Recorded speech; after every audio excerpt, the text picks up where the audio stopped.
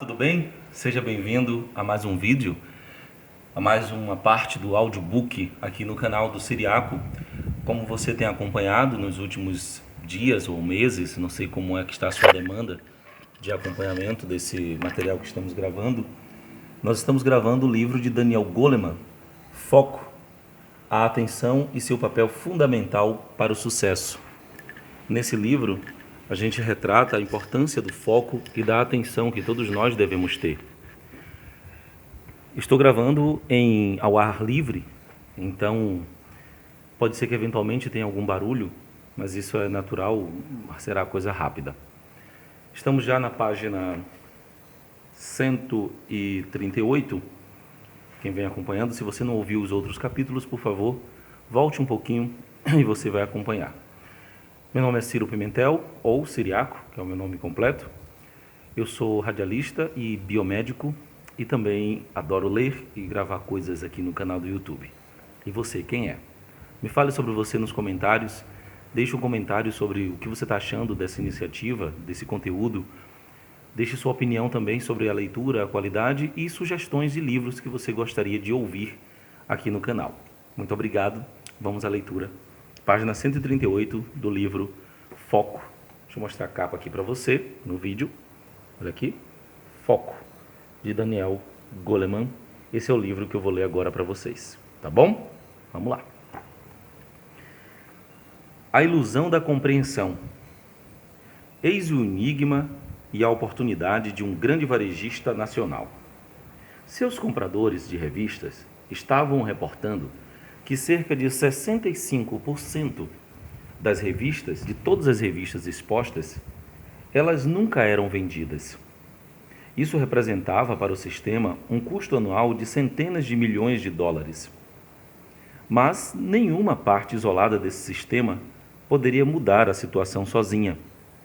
Assim, a cadeia de varejo, um dos maiores clientes da revista no país, se reuniu para tentar mudar essa realidade e discutir com os distribuidores o que poderia ser feito para mudar isso.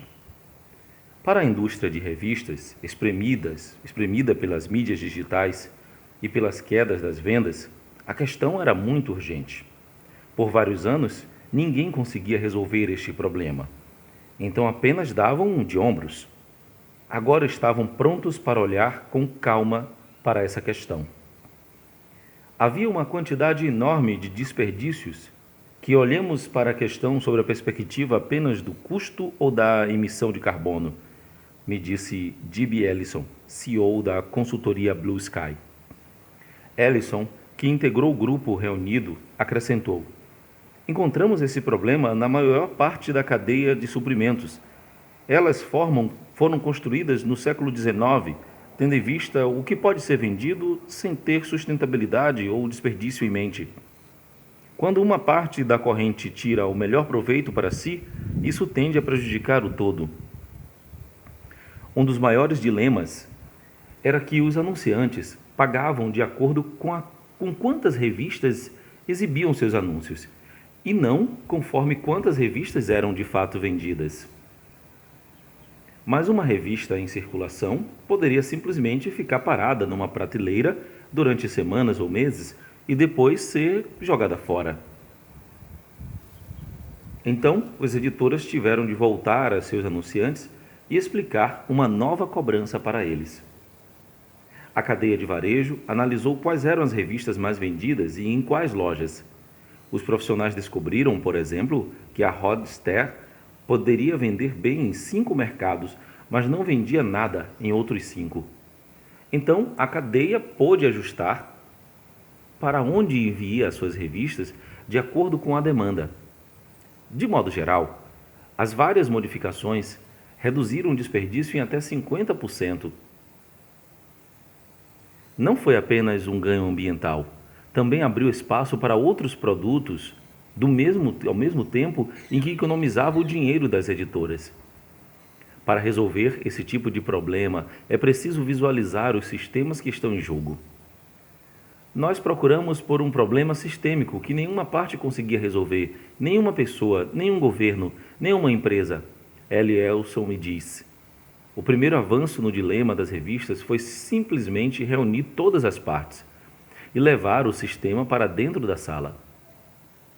A cegueira sistêmica é a principal questão em que lidamos no nosso trabalho, diz John Sterman, que detém a cátedra de J. W. Forrest na Escola de Administração Sloan, no MIT. Forrest, mentor do Sterman, foi um dos fundadores da teoria dos sistemas. O Sterman é há anos o maior especialista em sistemas do MIT, dirigindo um grupo de dinâmica de sistemas do Instituto. Seu manual clássico sobre pensamento sistêmico aplicado a organizações e outras entidades complexas expõe o ponto fundamental de que aquilo em que pensamos como sendo efeitos colaterais são um termo equivocado. Num sistema não há efeito colateral, apenas efeitos, previstos ou não. O que vemos como efeitos colaterais simplesmente refletem nossa compreensão falha do sistema. Num sistema complexo, ele observa causa e efeito. Causa e efeito podem estar mais distantes no tempo e no espaço do que percebemos. Sterman dá um exemplo dos debates em torno dos carros elétricos de emissão zero de poluentes. Eles não são, na realidade, emissão zero, dentro de uma perspectiva sistêmica, já que tiram sua eletricidade de uma rede elétrica energética composta em grande parte por usinas poluidoras de carvão, no caso dos Estados Unidos. E mesmo que a energia seja gerada, digamos, em fazendas solares, há o custo para o planeta das emissões de gases estufa na fabricação dos painéis solares e da energia utilizada por sua cadeia de abastecimento. Um dos piores resultados de cegueira sistêmica ocorre quando líderes implementam uma estratégia para resolver um problema, mas ignoram a dinâmica pertinente ao sistema. É algo insidioso, diz Sterman. Você obtém alívio no curto prazo e então o problema volta, frequentemente pior do que antes. Engarrafamentos. A solução míope significa construir mais e largas e maior número rodovias. No caso de engarrafamentos, a solução míope significa construir ruas mais largas e maior número de ruas. A nova capacidade traz alívio de curto prazo nos congestionamentos, mas, uma vez que se torna mais fácil se locomover, essas mesmas ruas significam mais pessoas, lojas, escritórios espalhados por toda a região. No longo prazo, o trânsito aumenta até que o engarrafamento e atrasos ficam tão ruins ou piores do que antes. O trânsito continua aumentando até que se torna tão desagradável dirigir que o movimento para de crescer. Respostas negativas regulam o congestionamento, diz Sterman. Sempre que se tem mais capacidade de trânsito, as pessoas andam mais de carro, vão mais longe, compram mais carros. Conforme as pessoas se espalham, o trânsito de massa perde a viabilidade. É um beco sem saída. Nós acreditamos que ficamos presos por causa daquele engarrafamento, mas o engarrafamento em si surge da dinâmica dos sistemas de autoestradas. A desconexão entre esses sistemas e a forma como nos relacionamos com eles começa com distorções nos nossos modelos mentais. Culpamos aqueles outros motoristas que estão lotando as ruas, mas deixamos de levar em conta a dinâmica do sistema que os pôs lá. Em grande parte do tempo, Sterman observa, as pessoas atribuem o que acontece a elas a eventos próximos no tempo e espaço, quando na realidade tais acontecimentos resultam da dinâmica do sistema maior dentro do qual elas estão inseridas. O problema é composto pela chamada ilusão da profundidade explicativa, em que nos sentimos confiantes na nossa compreensão de um sistema complexo, mas na realidade temos apenas um conhecimento superficial dele. Tente explicar com profundidade como um helicóptero levanta voo ou por que o acréscimo de dióxido de carbono na atmosfera aumenta a energia das tempestades, e a natureza ilusória da nossa compreensão dos sistemas se torna bem clara. Além dos equívocos dos nossos modelos mentais e dos sistemas que eles supostamente mapeiam, há problemas ainda mais profundos. Nosso sistema perceptivo e emocional são praticamente cegos a esses sistemas. O cérebro humano foi moldado pelo que nos ajudava a sobreviver, especialmente na era geológica pleistocênica, de aproximadamente 2.800.000 anos.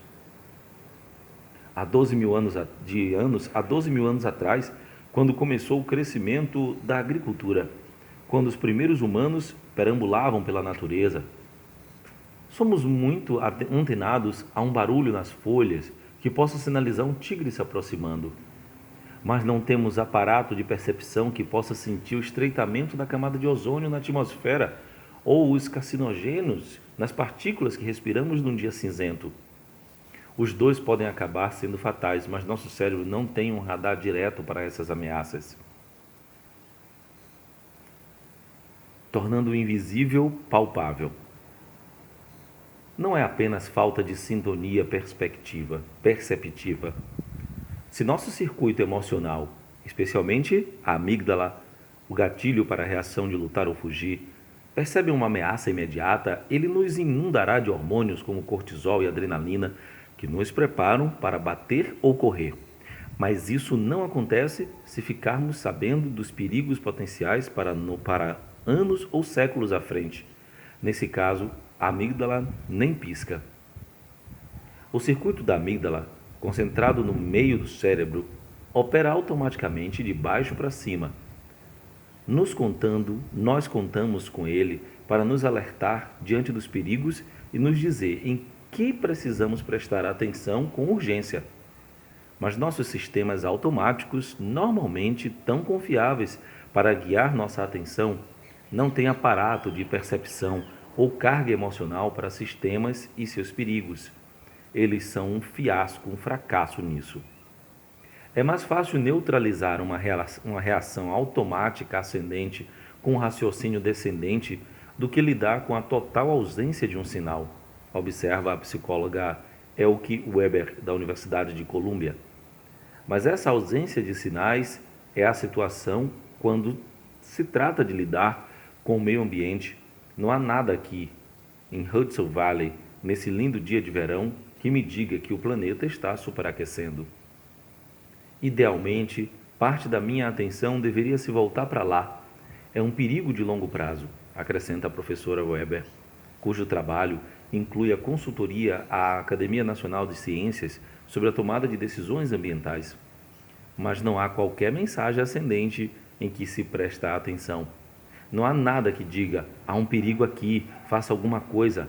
Então, é algo muito mais difícil do que se lidar.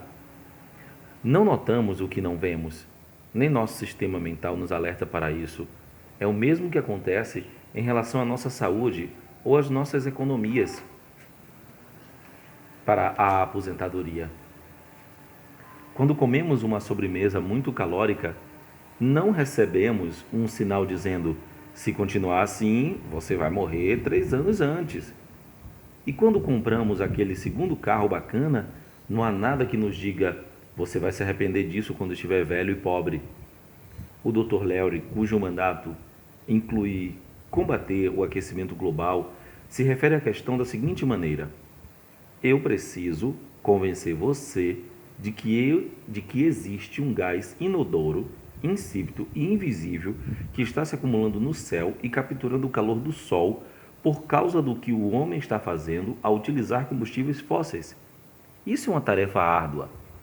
Ter que convencer alguém que existe um gás que não tem cheiro, insípido e invisível e que está no céu, capturando o calor do sol e vai causar grandes problemas para a humanidade.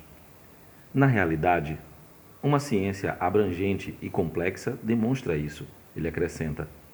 Mais de 2.000 cientistas reuniram o que pode ser a mais elegante coordenação de descobertas científicas da história, o painel intergovernamental sobre mudanças climáticas. Fizemos isso para convencer as pessoas que não estão ligadas à questão a se darem conta dos perigos. Mas, a menos que você viva nas Maldivas ou em Bangladesh, isso parece muito distante, observa o Dr. Lowry. A dimensão do tempo é um problema imenso. Se o ritmo do aquecimento global se acelerasse para alguns anos em vez de séculos, as pessoas prestariam mais atenção. Mas é como uma dívida nacional. Vou deixar para os meus netos, tenho certeza que eles encontrarão alguma solução. Conforme observa o professor Sterman, como a mudança climática ocorrerá num horizonte distante que não conseguimos ver, é difícil convencer as pessoas. Apenas os problemas que farfalham as folhas recebem nossa atenção, mas não os grandes problemas que irão nos matar. No passado, a sobrevivência dos grupos humanos dependia da harmonia ecológica. Hoje, temos o luxo de vivermos bem com auxílios artificiais. Ou parecermos ter esse luxo, porque as mesmas atitudes que nos tornaram dependentes da tecnologia nos levaram à indiferença em relação ao estado do mundo natural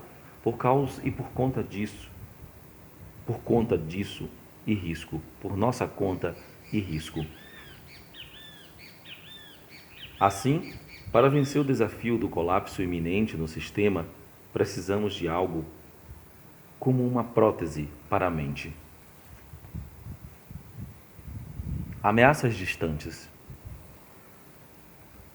Como o yogi indiano Neem Karoli Baba me disse um dia: você pode fazer planos para 100 anos, mas não sabe o que irá acontecer no instante seguinte. Por outro lado, o futuro já está aqui, como observa o escritor cyberpunk William Gibson. Ele só não está distribuído equilibradamente. O que podemos saber do futuro está em algum lugar entre as duas visões.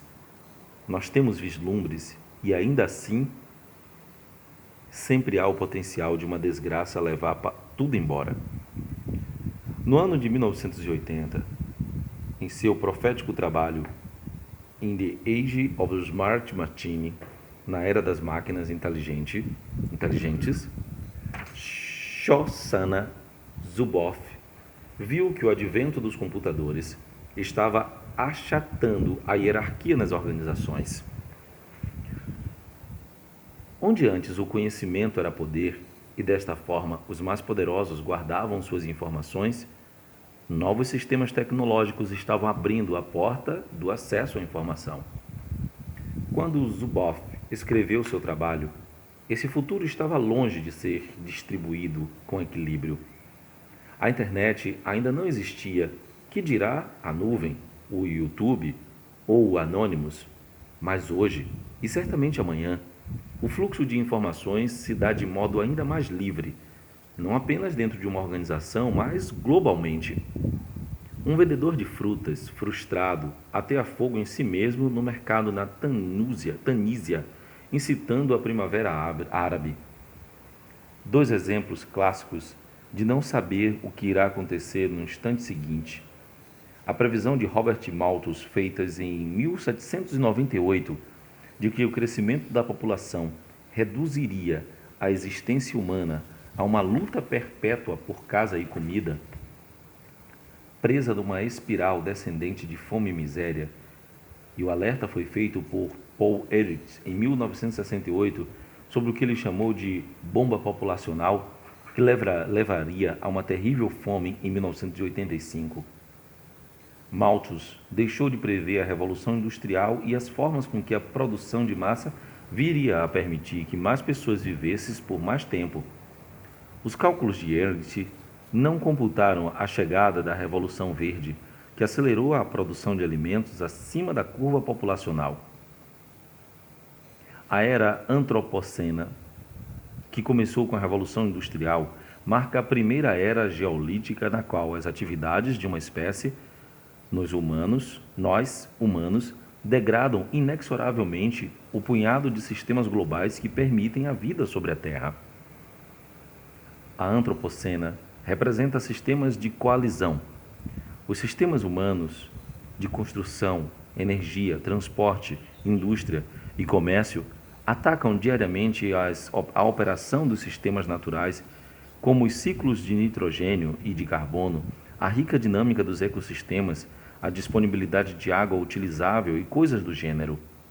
Além disso, ao longo dos últimos 50 anos, esse ataque passou pelo que os cientistas chamam de a grande aceleração. Com concentrações de dióxido de carbono na atmosfera, entre outros indicadores de futuras crises de sistemas, aumentando num ritmo ainda maior. A pegada planetária humana, Heinrich viu, é o produto de três forças: o que cada um de nós consome, quanto de nós existimos e os métodos que empregamos para obter aquilo que consumimos. Usando essas três medidas, a Sociedade Real do Reino Unido tentou estimar a capacidade da Terra em carregar a humanidade, o número máximo de pessoas que o planeta pode suportar sem um colapso nos sistemas que viabilizam a vida. A conclusão a que chegou depende. O maior fator desconhecido na previsão foram as melhorias na tecnologia. A China, por exemplo, explodiu preocupantemente sua capacidade de gerar energia com carvão. E mais recentemente, aumentou num ritmo acelerado seu uso de energia solar e eólica. O resultado líquido, o índice de CO2 emitido em relação à população econômica da China, caiu cerca de 70% ao longo dos últimos 30 anos, embora esses números escondam o crescimento contínuo das usinas elétricas a carvão nas fábricas do mundo. Em resumo, revoluções tecnológicas podem nos salvar de nós mesmos, permitindo que usemos recursos de modo que projetamos os sistemas fundamentais de suporte da vida do planeta. Se conseguirmos encontrar métodos que não criem novos problemas, nem escondam os velhos, ou pelo menos é o que se espera, mas nenhuma força econômica poderosa favorece essas revoluções da tecnologia a longo prazo. Os ganhos de curto prazo são obtidos em grande parte porque as empresas conseguem economizar dinheiro com eles, não por causa das virtudes planetárias da sustentabilidade. Por exemplo, durante a crise econômica que começou em 2008, os níveis de CO2 começaram a cair nos Estados Unidos, não por causa das exigências de governo, mas por forças de mercado. Menos demanda, mais gás natural barato para usinas de energia substituírem a carvão. Embora os problemas locais de poluição e saúde provocados pelo vazamento desse gás criem outras dores de cabeça. Como vimos, um ponto cego no cérebro humano pode contribuir para essa desordem. O aparato de percepção do nosso cérebro tem um ajuste fino para um alcance de atenção que trouxe bons resultados para a sobrevivência humana. Somos equipados com um foco afiadíssimo para sorrisos e expressões de irritação, bebês e rosnados de animais. Mas não temos qualquer radar neural para ameaças ao sistema global que suporta a vida neste planeta. São questões macro ou micro demais para que nós a percebamos diretamente. Assim, quando confrontados com essas ameaças globais, nossos circuitos de atenção tendem a dar de ombros. O que é pior, nossas principais tecnologias foram inventadas muito antes de termos sequer ideia sobre a ameaça que elas representavam ao planeta. Metade das emissões de CO2 da indústria se deve à forma como produzimos o aço, cimento, plástico, papel e energia. Embora possamos fazer reduções substanciais nessas emissões, com melhorias nos métodos de produção, seria muito melhor se reinventássemos esses métodos para que tivéssemos impacto negativo zero ou mesmo pudéssemos reabastecer o planeta. O que poderia fazer essa reinvenção valer a pena? Um quarto fator que passou despercebido por Einstein e outros que tentaram diagnosticar esse dilema: a transparência ecológica. Saber onde focar num sistema faz toda a diferença. Consideremos a maior das desordens que nossa espécie enfrenta: nosso suicídio em massa, em câmara lenta, enquanto os sistemas humanos degradam os sistemas globais que sustentam a vida nesse planeta. Podemos começar a compreender essa degradação ao aplicar a análise do ciclo da vida, ACV, aos produtos e processos que a provocam. Uma simples jarra de vidro, por exemplo, tem um ciclo de vida que envolve cerca de 2.000 pessoas 2.000 passos distintos. A cada passo, a ACV pode calcular múltiplos impactos dessas emissões no ar, na água e no solo, até impactos sobre a saúde humana ou a degradação de um ecossistema. A adição de soda cáustica à mistura do vidro, um desses passos, é responsável por 6% dos riscos oferecidos pela jarra aos ecossistemas e 3% do mal que ela pode fazer à saúde. 20% da contribuição da jarra para o aquecimento global vem das usinas de energia elétrica que são fornecedoras da fábrica de vidro.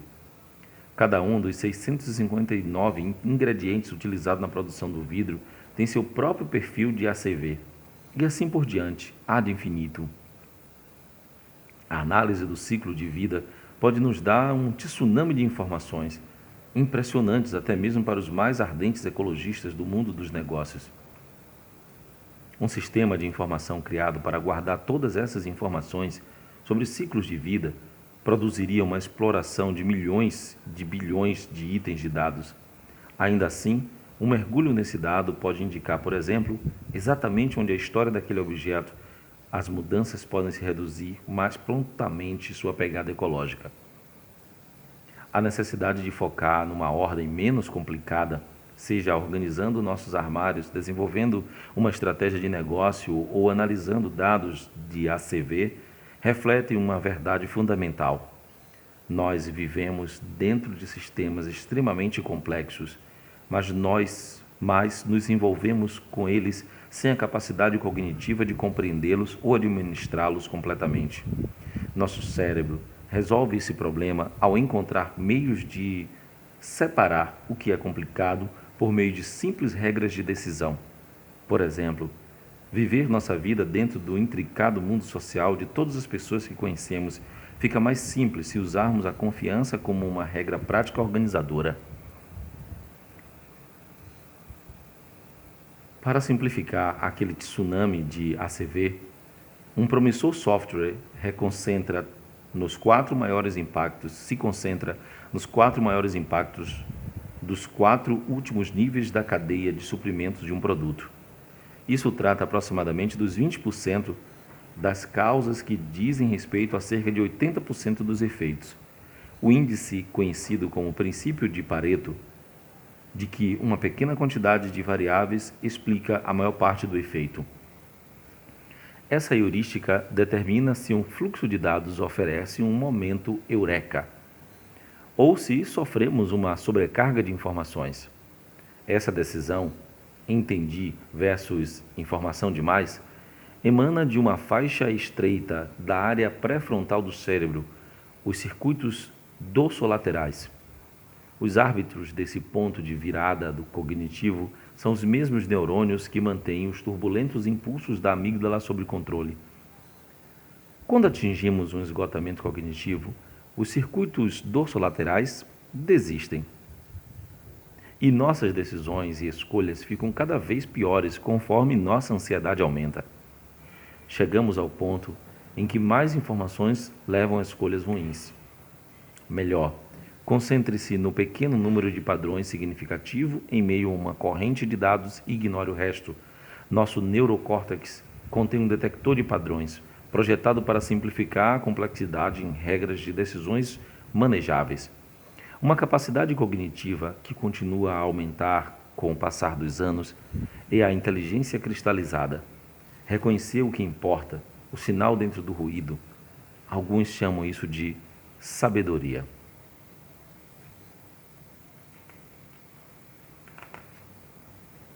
Qual é a sua digital? Estou preso nesse sistema como todo mundo.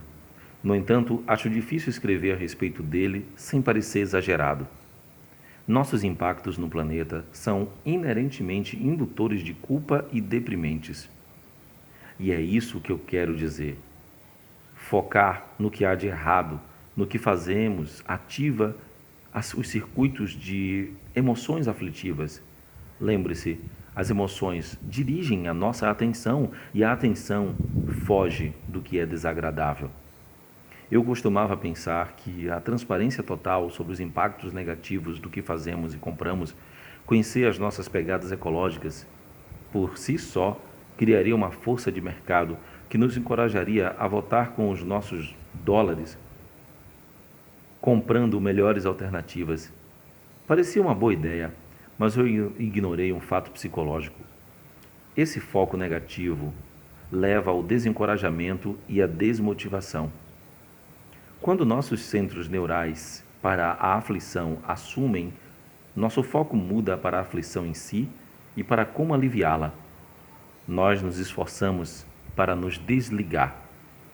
Então, precisamos de uma lente positiva. Entre no site www.handprinter.org, um site que estimula qualquer um a liderar melhorias ambientais.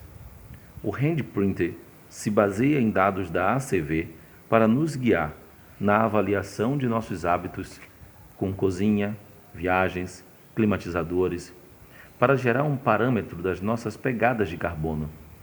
Mas isso é apenas o começo. Em seguida, o Handprinter pega todas as coisas boas que fazemos, usa energia renovável, ir de bicicleta para o trabalho, usa menos o ar-condicionado e nos dá uma métrica precisa para que o que de bom nós fazemos diminuindo essa pegada. A ideia central, seguir melhorando para que nossa digital se torne maior do que a nossa pegada, a essa altura somos uma rede positiva para o planeta. Se você conseguir fazer com que outras pessoas sigam o seu exemplo e adotem as mesmas mudanças, sua digital cresce na mesma proporção. O Handprinter nasceu para as redes sociais. Já é um aplicativo no Facebook. Famílias, lojas, times, clubes, até mesmo cidades e empresas podem aumentar suas digitais em conjunto. Escolas também. Eis um espaço que Gregory Norris, um ecologista industrial do Centro para a Saúde e Ambiente Global de Harvard, que desenvolveu o Handprinter, vê uma promessa especial. Ele estudou com John Sterland quando estava no MIT e depois lecionou análise do ciclo de vida nesse mesmo instituto. Hoje está trabalhando em uma escola de ensino fundamental em York, no Maine, para ajudá-la a aumentar sua digital. Norris conseguiu que o responsável por sustentabilidade da Owens Corning, a gigante da produção de vidro, doasse 300 mantas de fibra de vidro para aquecedores de água para a escola. No Maine, essas mantas podem reduzir a emissão de carbono numa quantidade significativa e economizar cerca de $70 anuais por casa em tarifa de energia. Casas que recebem as mantas irão dividir com a escola parte de suas economias com combustível, dinheiro que pode ser usado para promover algumas melhorias na escola e ainda produzir bastante sobra